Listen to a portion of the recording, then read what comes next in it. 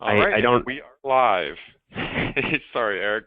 So this is Chris Barnes here, and I've got Eric Layton on the line. And this podcast is going to be all about catering.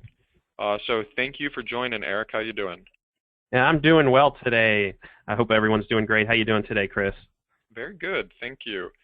So Eric and I have a bit of an agenda, and we're going to be also sharing my screen to show some things that we're talking about here. But what we want to talk about is catering and why it's important. Some tips on how to find these customers, some tips on how to service them and make sure that we're holding on to them. We're also going to look at the VIP program and just again some other options to bring in these customers. Catering clients are always important. It's always great to get large orders. It really helps having those big tips for the drivers and really, proves our worth to the restaurants. But I'll tell you, right now in the summer, it's like even more important because as our branches see people go out of town or see college students leave, the catering is what's more consistent. The businesses are still there. They're still doing their lunches. They're still having their meetings. And so they are just there for the taking, and it's up to us to find them. Yeah, exactly. Going off of that, it's there's a lot of different methods which we're going to be going over in this call. A lot of different methods in order to get those drug reps, schools, universities, nurses stations, that sort of thing. So a lot of opportunity in catering, and we definitely want to go over that on this call. Okay, great. And so looking at targeting these customers, unlike a lot of the other marketing we do, I would say that this is the one that requires the most sweat effort in that, when we do a mailer, you send it out and you're kind of done. And when you do Google AdWords, you have somebody set it up for you, but then you're done. Whereas with these catering clients and really earning their business, it requires a face and a name and a voice and really building relationships and building connections. So I think the first thing that I would say is that you want to really come up with a target list of who you're going after. And so I think the easiest one to kind of visualize would be anything related to the medical field, hospitals, doctors' offices, any kind of medical parks. I think all of those would be there for the taking. Eric mentioned universities and schools. It doesn't really have to be a university. I mean, it could be any kind of school. But I think that those would be there for the taking. And then any business park in general, where you have a lot of corporate or larger businesses, they all are definitely having meals, and they are people who are needing a service like this, but they just need to be taught who we are.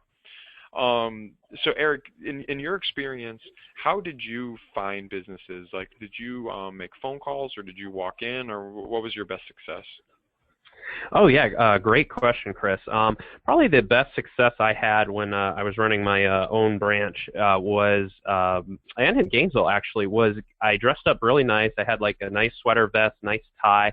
Ended up getting a little name tag that I got at a local store, a little sign store. It was like an $8 name tag, Eric Layton, Director of Marketing. I think my second name tag was Eric Layton, Owner, just so they know. And I would grab like a trifold, a catering trifold, probably a magnet, some form of permanent marketing, like a magnet, maybe a stress ball, something like that. And I would start hitting these businesses, and I made a goal to hit maybe 5 to 10 businesses. Grab business cards if someone wasn't there. Kind of do a little elevator, 10 to 15-second elevator pitch when you go into these businesses. Open the door, go up, see the secretary. Hi, my name is Eric Layton. I'm the owner of Doorstep Delivery. We're a local restaurant delivery service. We do a lot of catering. We deliver for restaurants such as TGI Fridays, Chili's, and you just get a very good elevator pitch like that, and you start getting really good at saying that. And I would hit maybe 10, 15 businesses a day, and that doesn't sound like a lot, but it is a lot when you're trying to hit businesses one at a time, and you're opening the doors, meeting people. You're doing the pitch to the secretary. Sometimes you can ask if human resources is available, and that's like normal businesses, like small doctors' offices, dentists, any kind of small business office like that, salons, really successful with salons and stuff like that. And you would just drop off this material, talk about it, and grab a business card. And then what I would do is maybe a few days later try to follow up by phone or try to follow up by email. And I have this catering email, and we actually have that in our in our Dropbox actually is a example email that you can send out, which is pretty good actually. And you can start following up, have one of your CSRs or one of your general managers do it for you. But yeah, you just start following up. I feel like it's great to have the owner do it. That way they can see a face and they can see like how important it is that, oh wow, the owner of doorstep delivery actually came up. Another factor, Chris, or another thing that I did, Chris, was I would dress up too, but I would go into the hospitals and I would hit every nurse's station, leave leave a little catering booklet, little couple postcards, a couple magnets, that sort of thing, and talk to the nurses about it and go, hey, I have a discount of XYZ, $2 off your next order or something like that. And that's how I would hit nurses stations. But you do the same thing in theory with all types of businesses, and it works fairly well. You might get 1 out of every 10, 1 out of every 20 that order, but you just keep following up, try to add those people to your email lists, for instance. But you start getting a whole bunch of information about the doctor's offices that you hit, and all the businesses, all the front desks of schools, stuff like that, and you'll start building it up. I remember I hit when I was in West Palm Beach, I hit the Coca-Cola distribution facility, which was huge, probably like 100 plus employees, and they started ordering, and that was really cool that happened. So a lot of the big cities that you all are in have huge offices. You just try to leave stuff there. Another factor, going forward with getting doctors interested as well is we had one doctor's office that ordered from us consistently, would probably order $150 to $250 of food, right? And we had a little good thing going with them, and I went up to him. I said, I'll give you $50 if you can let me get your binder of all the drug reps you have. And he's like, okay, here you go. And I sat there with my my iPhone, and I just took pictures of all the business cards of a binder, and I ended up paying him $50. But I ended up using that same scenario and teaching other people that, hey, you might not even have to offer money to some of these doctors' offices. Like, hey, can I see your binder of drug reps? I'll give you like 10% off your next order or something. Just throw an incentive out there, and they'll give you a huge binder of drug reps and other doctors and everything. And pretty soon, you got to follow up. You can use our catering email that's in our Dropbox, and you can really just start this cascade effect of just starting to reach out to these drug reps, starting to reach out to these other doctors' offices, and that will help you there. And you can probably do something similar with some other businesses as well. Definitely trying to ask and make your way up to human resources or the people that order, once a week. Really good story. I like to do a call out to Tim in Denver. He had a really good successful catering order that we recently talked with. He got a huge donut order of I think like 2,000 donuts from that famous donut place called Voodoo Donuts, and he managed to grab that by really going after educational institutions, and he also went after it was a university hospital, 2 locations.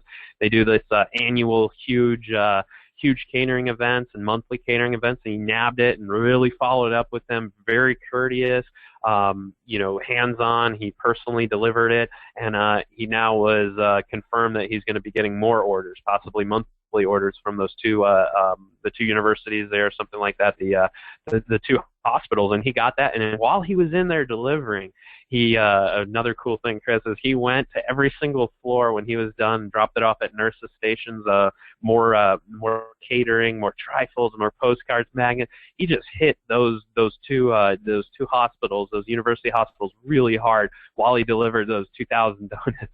And I thought that was really funny, really cool idea to do. So those are just some examples, Chris, of just things that you can do to get some catering orders in. All right, awesome. So I'm going to key off. That was a lot of info there, Eric. So a lot of good things. So looking at just some of the things you mentioned, hitting 10 to 15 businesses, for example, and you had said that that's actually more than it sounds. I agree with you that it can be a lot, but you have to play to win. And what I tell people is that there's only so many hours in the day, but if you find that you only have a few hours to be doing outside marketing, it should be building relationships and walking into those high value tickets, high value offices, as opposed to I hear sometimes an owner is out door hanging himself, for example. Well, again, that's all well and good, but if you only have a certain amount of time, I want to be going after those big hitters and the big tickets, and you got to be walking in the door to have an opportunity to meet them. Now, I will say that when it comes to finding new clients, you can have some success over the phone. So, if you are stuck in the office, let's say working a shift, but there's some downtime, you could absolutely still have some success over the phone, calling businesses, asking for who makes the purchases, and reaching out and explaining our service. But regardless of whether you're walking in or doing it over the phone, you really do. You want to be professional and you want to be polite, but it doesn't have to necessarily be formal. You can still have fun and you can still try to build relationships with whoever it is that you're talking to. At the end of the day, you're probably going to be talking to one single person who could be the equivalent of a front desk employee, or like at a nurse's station, that front desk nurse. And there's quite often one point person there who's interacting with every person. And if you can get them loyal to you by being sweet and being kind and treating them with respect and building a relationship, they could end up being so valuable for you. And one of my personal stories, kind of like Eric's, was that when my time in Gainesville, I probably had about 3 or 4 doctor's offices where I was really, really tight with that front desk employee, and that was so more valuable to me than any single rep, because every time she got a phone call from any rep, whoever it was, even if I've never heard of them, and they say, hey, we're going to do lunch for you today, she would say, oh, well, let me call Chris with doorstep and we'll take care of the rest. And so she ended up just funneling reps to me.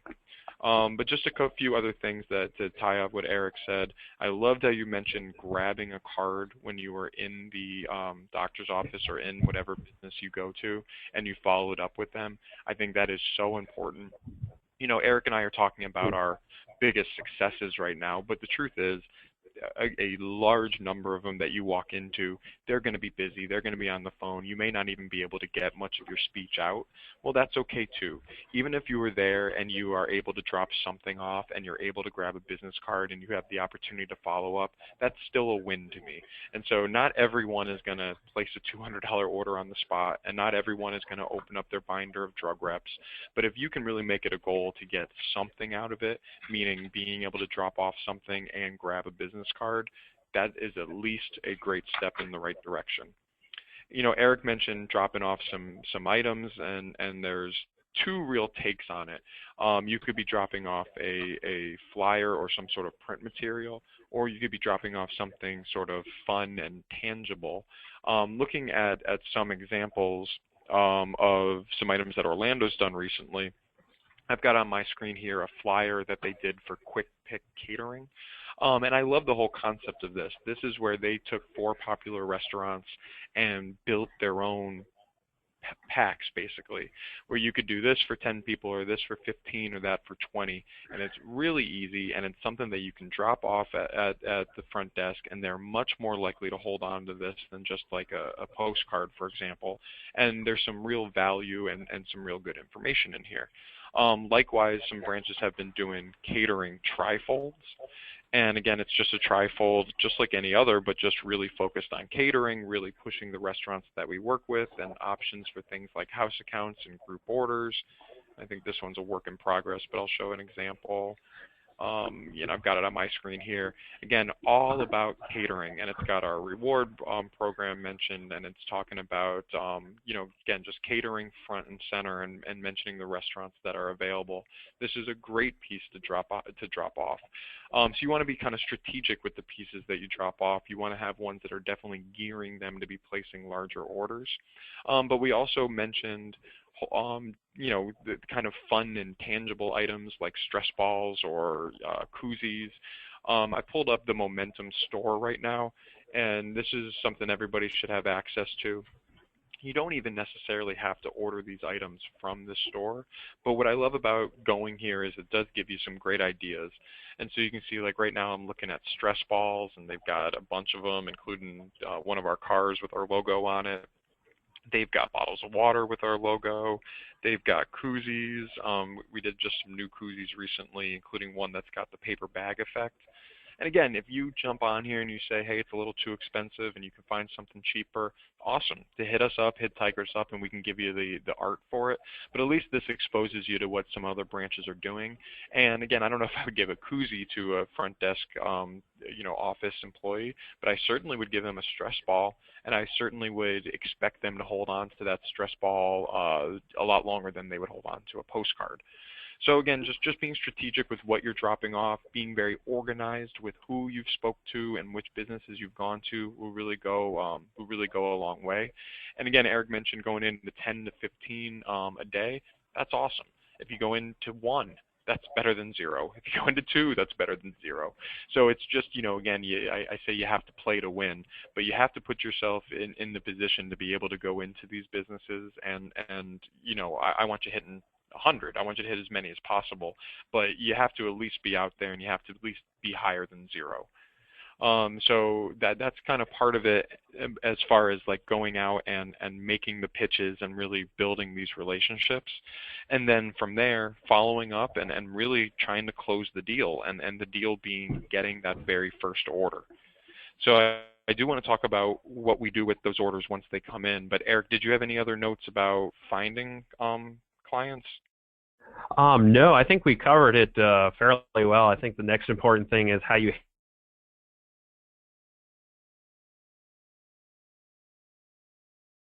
act order and everything like that, and then using that opportunity to possibly market something more. So I don't want to go into that. I think after that we talk a little bit more about the drug reps. I actually jotted down a few more ideas, but yeah, let's go over the how we handle the orders. I think that's a really critical part of this. Okay, great. And Eric, I'm going to warn you, your phone was really broken up there for a minute. You sound fine now, but just FYI in case you're in a bad spot. Okay, thank you. Yep. When it comes to getting these orders in, there's a few things that I want to talk about. First of all is I want to just make sure that people are creating catering versions of their restaurants. So right now I'm on the Orlando page. I just chose like the first one I saw, which was Alex's Cuban Cafe Catering. So Orlando also has Alex's Cuban Cafe restaurant. And there's a few reasons that we do that. One would be that this now gives you the ability to have a different set of hours, of minimums, a different set of delivery fees, a different set of delivery zones for your catering as opposed to your regular version of the restaurant. That can be really valuable, especially delivery zones, the fees. Sometimes you would not be willing to Cuban Cafe across town for a $20 order, but for a $200 order, you certainly would. Or again, maybe you only want to charge $3.99, but if it's a $200 order, you can charge $9.99. So it's just great to have another version as far as flexibility. Also, when you have this catering button checked on the catering file, that'll have it populate on anywhere in the software where you have the ability to filter for catering. So that's really helpful too. And again, looking at this one just as an example, I'm not even sure what I'm going to see because I just chose this one. There we go. You can see that they have all minimums at $75 and their lead times as $120. And I can almost guarantee that the regular Alex's would have a lower minimum and a lower lead time. And so again, this gives you a lot more flexibility and the ability to really, get everything right for your customer. So you definitely want to have those catering versions of the restaurants in there. When it comes to the menu itself, I would say that the first thing is asking if the restaurant has it. I think a lot of times we forget to do that, but I would reach out to the restaurants and say, hey, we're really pushing catering and we want to include you, and I would say most of them will happily have some. If they happen to not have a catering menu for some reason, let's help them create it. And going back to that Orlando page where we saw that they were doing this quick pick, this could be something that we end up creating with them. Kind of jumped all over. But for example, you could say to them, hey, Wildside, what would it cost to feed 10 people and what can I get included? Or do you have the ability to have a $10 box and what can I have in there? And my point is that if you interact with them, they'll probably help you get something created because they want to have a catering presence. But you just have to talk to them and hold their hand. And again, it doesn't have to be, it doesn't have to be an exact huge catering menu. I mean, it could even have 4 or 5 items, but that's still better than nothing. Here's another quick pick that we're looking at right now that Orlando did.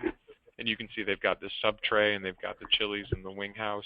I'm assuming that most of these were coming from the restaurant, but again, I like the idea of coming up with some options for the customer. Like maybe you do it and a $9 option and an $11 option, something like that. And it just gives them some choices right in front of them, and it makes it really easy. When possible, I would also try to get these people that you've met, these customers that you've recruited to order directly from you.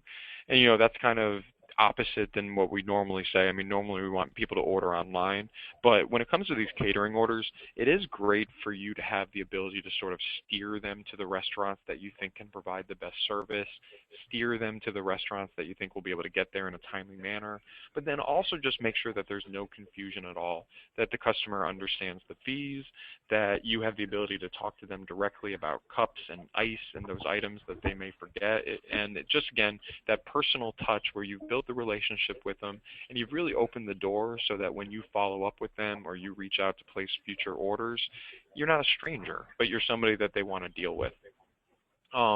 Really quick on those items I mentioned, like ice and cups, you will definitely want to add those, and the way that you do it would be adding it to your admin restaurant and adding it as a separate category. So you can see for Orlando, they've got their drinks category, but then they've got this catering supplies, 2 liters. And so they've got things here like 2 liters and bags of ice and plates and utensils. If you add a category like this, it'll add to every single menu. But then from there, you can go and deactivate them for the menus that you don't want them active. So if you have like a non-catering version of the restaurant, you would just go to the menu and you would keep the regular drinks active, but you would deactivate the catering drinks, and then that way the catering supplies would only show up on those restaurants that should have them. So on top of that, you want to make sure that you're sending the order to the restaurant as soon as possible. Always, always, always, you want to give the restaurant just as much notice as possible. You want to make sure that you're confirming it with a manager, that you and the manager are talking together about exactly when the items are going to be picked up, that you're making sure together that things like serving spoons or serving tongs, if necessary, are being provided. Again, you don't want to just fax over a catering order and confirm it with whoever answered the phone and then just say, oh, I'm all done. Because again, you need to just be crazy, neurotically, paranoid, crazy about these orders. And so that involves, again, talking to the right people, asking the right questions, and just knowing 100% sure that you've done everything you can to ensure success. This also means using the best drivers.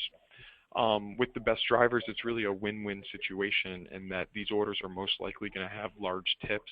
So you want the big tip orders to obviously be available to your best and most reliable drivers anyway, but then also those best and most reliable drivers will give you the peace of mind that the order is going to be handled properly as well. So again, you always just want to make sure that you're really looking at those top drivers for it. You also want to be really conscious of the receipt. Most likely the rep may need a receipt, so you'll want to ask them about that. You also want to be careful about how you're charging an order. So this is sort of a bit of a tangent, but remember that anytime an order is placed on a credit card, that pre-authorization is placed immediately. And then if you make changes to it, those changes are going to go through as a second transaction.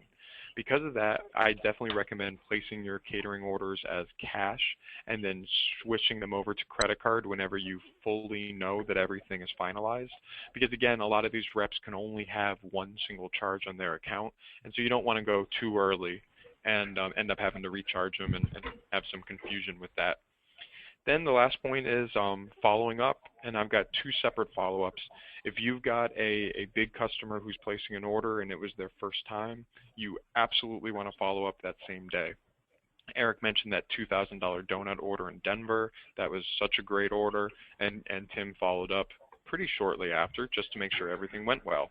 This is great in 2 ways because it gives them the opportunity to give you positive feedback, but it also has the opportunity to get negative feedback, and negative feedback can be good too. I would rather get it right then and there where I can still do something about it than find out, a month later that the rep didn't order because something didn't go right. So you definitely want to follow up that day, but then you also want to follow up again in the future. And maybe it's a week later. Maybe you call up and say, hey, is there any other orders I can do for you? Is there anything I can help you with? Maybe you even get comfortable enough where you can shoot a text out to them. That's really kind of one of the ultimate goals, is having a stable of reps that you've built up a relationship with, that you can just send a text once a week, maybe send a personal email, and that they don't look at you like a solicitor. They don't look at you as a salesman, but they look at you as, hey, if my buddy Eric is trying to help me with an order, oh, you know what, I do have one coming up next week, let me get it to him. So following up and really doing the personal touch when it comes to these orders, because again, I mean, using that order that Tim had, I don't even remember, $700-800, I mean, a giant order. We want to get those. Those are definitely the name of the game, and so we really got to go above and beyond. That's pretty much it that I have there. And Eric, the next one I was going to go to was talking about drug reps, but I would say we've kind of touched on that already too, in that I want to get any rep at all. I want to get any corporate client by any means. But the reason that you hear us talk about drug reps so often is that the drug rep's job is literally putting together lunches for these doctors' offices to try to get them to purchase their product. They are putting together lunches every single day, and obviously we are delivering lunches every single day. And so it's a very natural relationship, and it's a very successful relationship on our part.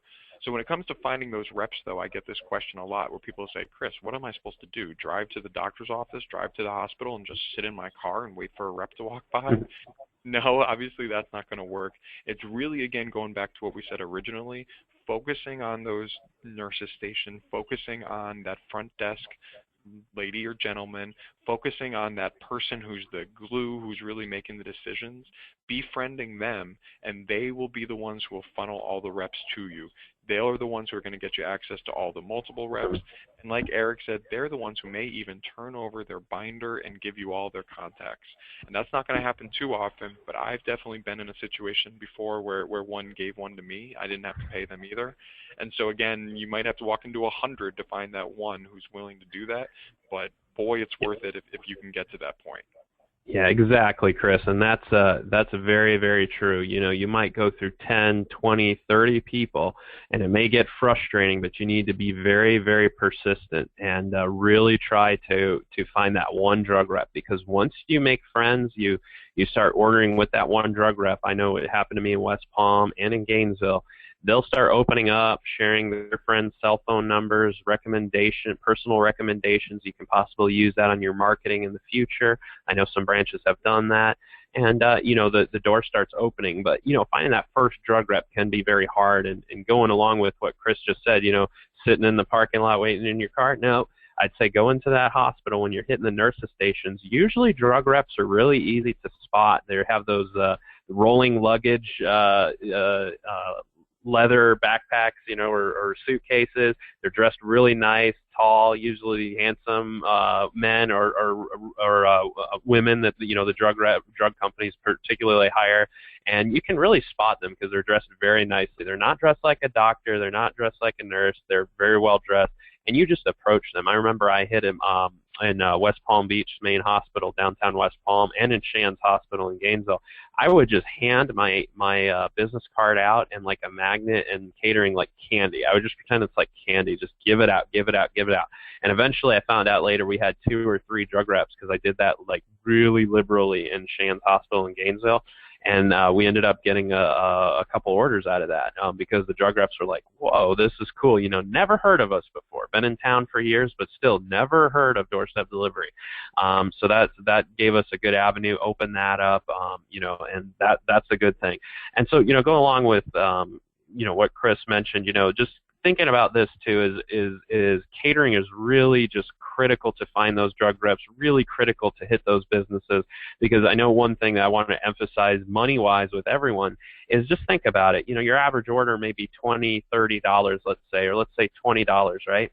So if you continually get these $200 to $250 catering orders consistently, that's equal to anywhere like 10, 12, 13, single orders of $20 to $25 when you think about it. So you got one order, or you got, 12 to 15 of those single orders. So you kind of equate that and go, okay, my main my main focus should be on the businesses and catering. But yes, we should provide good customer service for the single orders like families and single orders. But catering is just so critical to hit those businesses. And I know that when I'm talking on the phone with a lot of you, I mention hitting those businesses at least once or twice a week, because that could result in the business catering orders, and then maybe hit a hospital or a medical clinic once a week at the very minimum.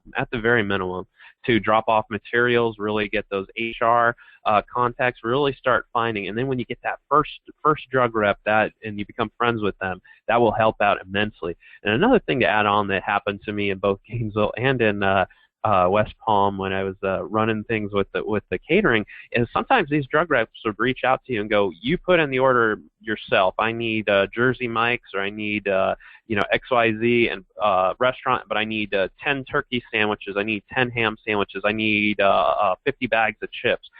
Set it up. Go ahead and charge my card. Here's my American Express. That happened a lot. So you put that personal touch into it. I love those orders. Yeah, those are kind of fun. So you definitely get some of those, and you got to have that personal touch on those first couple orders. You as the owner, operator, general manager want to go out and really deliver those first couple orders, shake hands, show your face, so they can match a face with the company. Okay, you're the face of Doorstep Delivery. You're the person I'm dealing with. You give their personal cell phone number, because those are like, when you apply your 80-20 rules, and talking about like 4-hour work week type philosophy here, when you're looking at your overall business of Doorstep Delivery and all these orders coming in, what should be your focus? And it really should be those catering, the business, and pharma reps. Because imagine, talking with Tim in Denver and a couple of the other branches, hey, starting your day off with $3,000 in sales, or $2,000 in sales. It's absolutely wonderful, and it's a great feeling to know that I've already started out with that much, and the day hasn't even started. It's not even 11 a.m. yet, and I've got, you've got huge amounts. So just wanted to add that on. Profitable, Chris. Yeah. By the time Yeah. lunch begins, and so that's just awesome. Yeah. Just a couple other things as far as like reaching out. On my screen right now, Eric, you can't see it, but I'm showing a Gainesville business card that they created for their catering specialist, and it's got a coupon code on there, $10 off 30. This is a nice little card that you can pass over, and again, you can customize it to whatever you need. But looking at the discounts, you don't have to necessarily go crazy to earn a rep's trust. And you see, this one is a one-time use off $10, or maybe you offer free delivery for a certain rep. And I mean, again, we're talking about now you're giving them $4 or $5 to get $100 orders. But a lot of times they don't even necessarily need that. And so, again, my time was like Eric's in Gainesville, and I really did well on the University of Florida campus. And for them, just the fact that I was able to open up a house account, and the fact that I was able to allow them to order without needing the payment upon delivery, and that I was able to invoice them later, and we became an approved vendor through UF, that alone was magic. I mean, they were so thrilled to hear that I didn't have to offer any more discounts. Just the fact that I was willing to not accept payment up front and willing to go through a direct billing system, that was super, super valuable. Maybe it's the fact that we have group ordering. Maybe that alone is of so much value that you don't have to necessarily give away the world. But you really just need to feel it out. And looking at giving away something, if it were free delivery, again, going to like the front desk lady, maybe you offer her, hey, I'm going to put on your account free delivery every time you order. Okay, well now you're giving out $4 here and $5 there, but you've gained a channel that's bringing you these $400 or $500 orders. Totally worth it. Again, I'm only using this one because it's on the screen, but I would love to give away $10 off if that means that I'm getting a catering customer and the opportunity to really convert them to be placing many orders. So you don't have to necessarily go nuts, giving away a ton of money. Also looking at ways to find people. LinkedIn could be an option, and also some other social media outlets. I know Will in Orlando has been using LinkedIn specifically lately. I don't know how often or how engaged people are on LinkedIn. Me personally, I'm not very engaged with it. I have an account. I get emails constantly from it. I barely look at them. But the point is that there's a lot of people on there, and there's a lot of people looking to do deals, and a lot of people networking. And if you jump on there, you have nothing to lose to ask people, hey, I know you're in my town. Does your business do any catering? Does your business have any need for our services? Use your relationships, use your personality to really kind of get this done. And again, I'll tell you, LinkedIn in particular has been one that Will had success with, where maybe you start and you say, well, hey, I don't know if this is going to work or not. You got nothing to lose. So, you send out a bunch of messages, and if you end up getting 3, 4 orders out of it, that's basically free money. I mean, those are orders that didn't exist without trying something like that. And so again, LinkedIn totally worked for him. Any other social outlets that you have, even if it's something like Instagram or Facebook, go ahead and post it. Make sure that you're known. Make sure that people know that you offer this service and that you're a specialist at it, and that we can really, get that done. Also looking at incentives and rewards. I mentioned giving away money, but we do also have that VIP program that we've started recently. And again, this is out of Orlando, but I've seen other branches take this exact one or maybe customize it a little bit to meet their needs.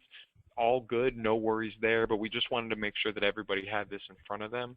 So what I'm pulling up here, this corporate referral and reward program, this is available on Dropbox. Also on Dropbox was this letters to doctor's offices or other corporate offices that Eric mentioned. So you can download this and you can use this letter as a template if you're making phone calls, or you can physically mail it out. You've got some options there. But looking at the corporate rewards, Orlando's offering 3% credit back on food, and you can see here if they go over 500 or they go over 1,000 in a month, they get additional percentage back. And they also have these referral rewards.